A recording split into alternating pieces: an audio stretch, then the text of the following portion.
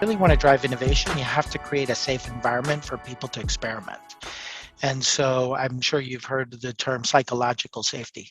People have to be able to be open, bring their ideas, and you have to build on that. Being a bank, we were and big on we got to control our risks, we got to control our outcomes. Um, but when we go to experiment, it's actually quite the opposite. We have to increase the risk. We have to increase the failures.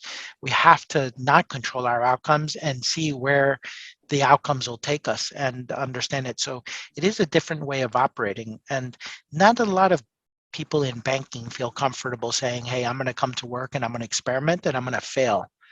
And I'm going to fail a lot. And the reality is, if you're innovating and you're not failing, or you think you're innovating, you're not really innovating, because innovation requires it's part of the requirement.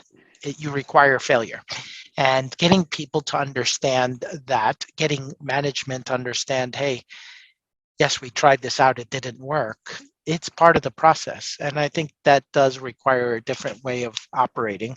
Also, thinking about how do you become more nimble and working with tools like design thinking so that you can get the right outcome, tools like Agile so that you can actually operate and iterate, working cross functional areas and teams to break down those silos. A lot of times when you're dealing in silos, people like, uh, to say, oh, well, we'll keep it within our teams. The reality is we need to kind of get it distributed out. And then making user data informed decisions, which is key. So the decisions you're making are based on data driven decisions versus just intuition or whoever speaks the loudest or whoever is the highest ranking person in the room.